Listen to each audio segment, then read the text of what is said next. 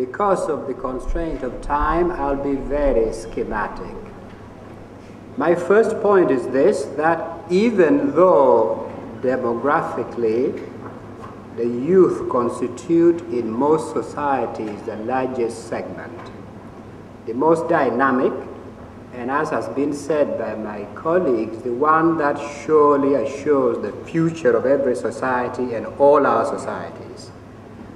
But in spite of this, we give lip service to young people.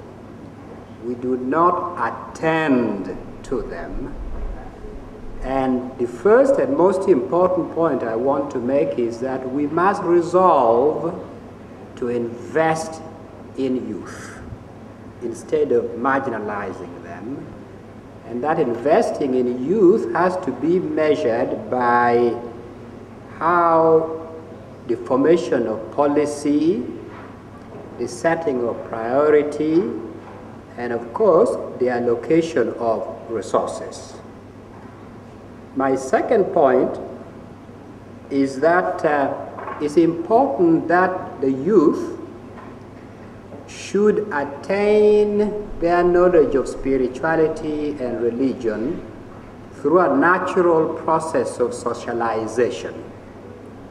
And again, I agree with my colleague who spoke a little earlier, because when they are deprived of this for one reason or another, including rather fashionable disdain for matters religious and spiritual, because we believe only in matters scientific, as some of us see it, when they're deprived of this, the chances are that somewhere down the road, they will be co-opted by somebody and they will be instrumentalized in some extremist enterprise because they don't know any better. So it's much better that the young people are socialized in a natural process from the very beginning. My third point related to that is the celebration of cultural and spiritual diversity. It so happens, in fact, that most religions, whatever doctrinal differences they have, also happen to have significant areas of commonality. There are common values and emphasis on faith, hope, forgiveness, love, solidarity. And these are things that appeal, I think, more or less naturally to young people who are idealistic and who want to reach out until the adults tell them, don't, they are bad people. Don't touch them, don't talk to them, don't socialize with them. And we should build, I think, on this natural disposition in young people.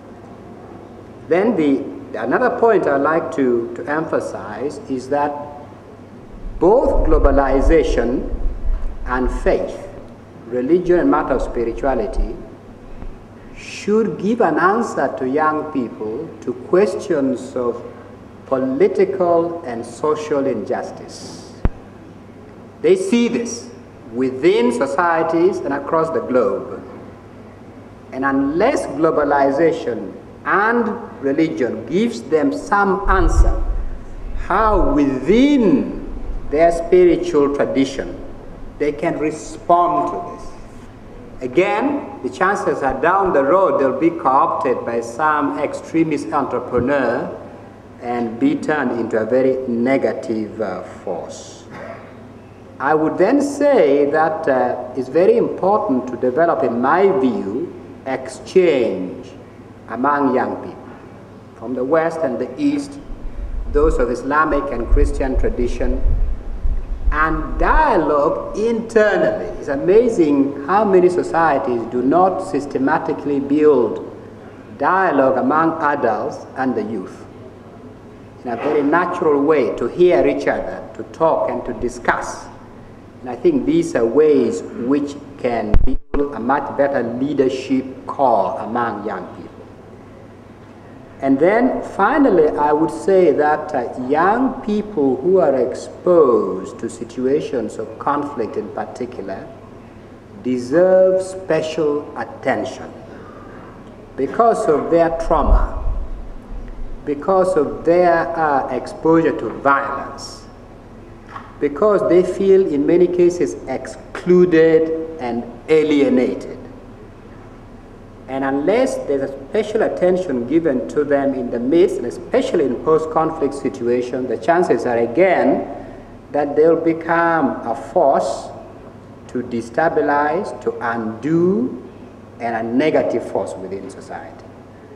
These, to me, I say finally because of the time constraint, these are some of the measures which are critical in order to make sure that the youth become a force for good, a constructive force in matters of faith and in participation in globalization. Because the alternative, if we do not take these measures, is that they will become an army of spoilers to spoil our much vaunted and cherished globalization, but also to turn religion upside down. And we've seen many examples of this already. So it's important that we take these measures so that our youth within countries and across countries are built into a force, a constructive force for globalization and for faith, celebrating both and leading both.